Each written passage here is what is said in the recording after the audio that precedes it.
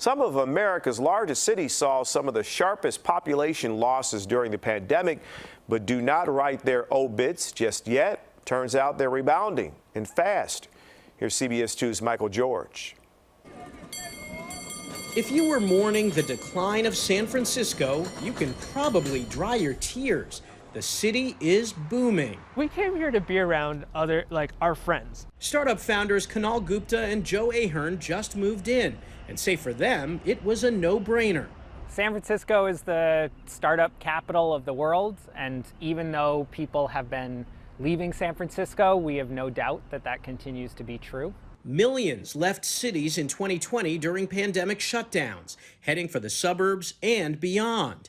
But now many are returning. Real estate markets are skyrocketing, restaurants are packed, and even traffic is back. We now see an urban revival, the beginnings of an urban revival. University of Toronto professor Richard Florida is studying the resurgence of America's major cities. He says many people who left just moved a few hours away.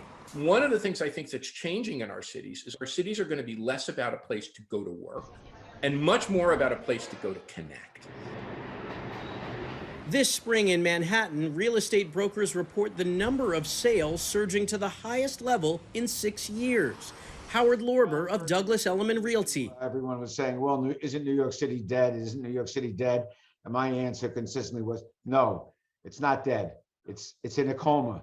But people and cities come out of comas, hopefully. Office vacancies are still high, and cities are dealing with challenges like crime and affordability.